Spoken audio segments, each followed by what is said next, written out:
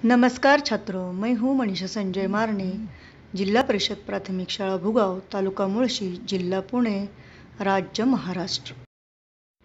आज हम 8वीं कक्षा की गांव और शहर एक कविता देखेंगे। यह कविता कवि प्रदीप शुक्ल जी ने लिखी है। वह हिंदी के जाने माने कवि है। उनका जन्म सन 1967 में लखनऊ में हुआ।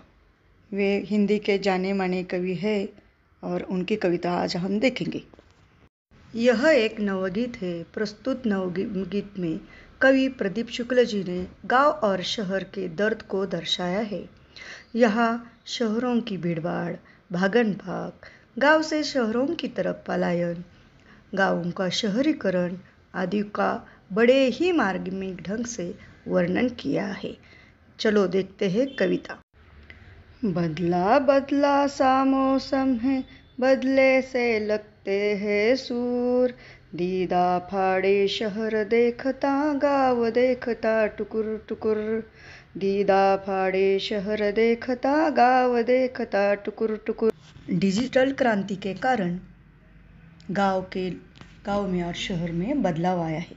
पहले गांव में बहुत खुशहाली थी, चारों तरफ हरियाली थी, गांव के लोग मिलजुल कर रहते थे। लेकिन अकाल और रोजगार की तलाश में गांव के लोग शहर जा रहे। इससे शहर में आबादी तेजी से बढ़ती जा रही है। यातायात के साधनों की आवाज़, प्रदूषण के कारण गांव और शहर में बदलाव आया है। इतनी लोगों की भीड़ को आते देखकर शहर अपनी आंखें फाड़कर देख रहा है। कितने लोग आएंगे यहाँ, और यहाँ तो पहले से ही इतनी भीड़ है, इसलिए वो आंखें फाड़कर देख रहा है। दीदा का मतलब आंखें या दृष्टि है, और गांव अपने लोगों को गांव छोड़कर शहर में जाते देखकर वह बड़ी ही व्यवस्था की दशा में चुपचाप यह टक लगाकर देख रहा है।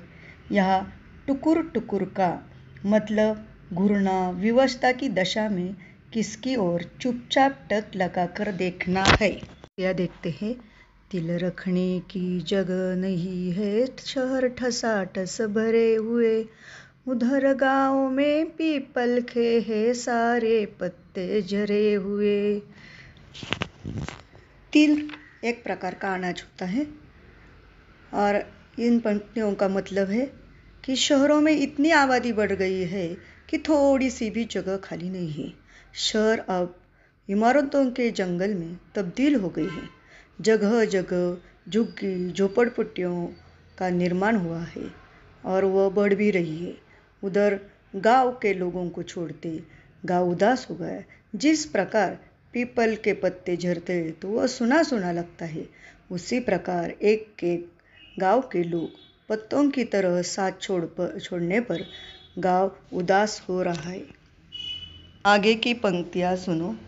मेट्रो के खंबे के नीचे रात गुजारे परमेश्वर, दीदा फाड़े शहर देखता, गाँव देखता टुकुर टुकुर, दीदा फाड़े शहर देखता, गाँव देखता टुकुर टुकुर। इन पंक्तियों का अर्थ है, गांव से तो शहर में लोग आ रहे हैं, लेकिन कई ऐसे लोग भी हैं जिन्हें रहने के लिए घर नहीं है। वो किसी मेट्रो के खंबे के नीचे रहकर अपनी रात गुजारते हैं। इस पंक्तियों में भी परमेश्वर मतलब परमेश्वर नाम का कोई आदमी है, ऐसा ही खंबे के नीचे अपनी रात गुजार रहा है। यह सब शहर बड़ी बड़ी आंखें करके देख रहा है और गांव दुख से टक लगा कर देख रहा है।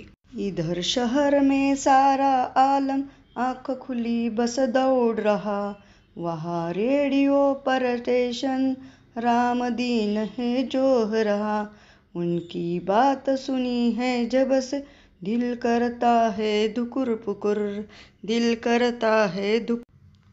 शहर में तो रात दिन काम चलता ही रहता है। जैसे ही सुबह होती है, लोग अपने अपने काम के पीछे रोजी रोटी कमाने के लिए मानो बस दौड़ रहे हैं। ऐसे कवि कहते हैं, अपने रेडियो पर रामदीन नाम का आदमी स्टेशन की प्रतीक्षा कर रहा है। यहाँ जो हो रहा का मतलब प्रतीक्षा कर रहा है, कब मुझे रेडियो स्टेशन की रेंज मिलेगी उसकी प्रतीक्षा कर रहा है।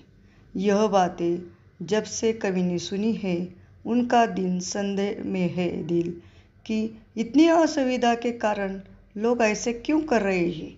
यहाँ दुकुर पुकुर का मतलब है संदेह में रहना। आगे की पंक्तियाँ देखो।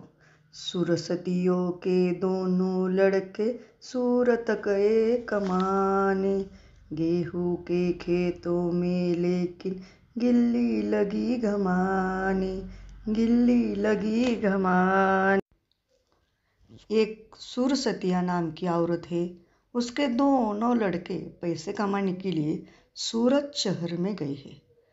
गुजरात में सूरत एक धनी शहर जाना जाता है। वहाँ कपड़ा बनाने की फैक्ट्री है और हीरा का उत्पादन भी वहाँ होता है। इसलिए वो दोनों लड़के पैसे कमाने के लिए सूरत गए हैं।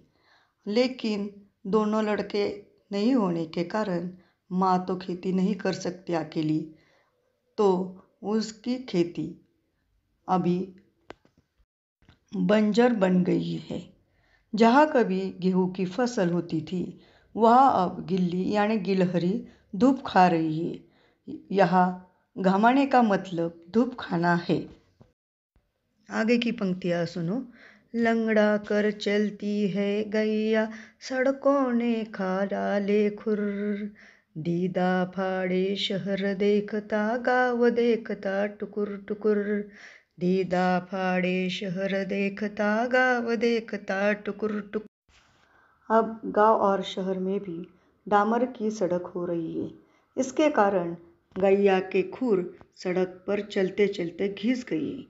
इसलिए यहाँ कहा गया है कि सड़कों ने गाय के खुर खा डाले। और यह सब शहर अपनी आंखें फाड़कर देखता है, गांव यह एक टक लगा कर देख रहा है। दोनों भी विवश है अपनी अपनी परेशानियों से। ऐसा गांव और शहर दोनों भी संतुष्ट नहीं है, वो दोनों भी परेशान है। दोनों की अपनी अपनी समस्या है।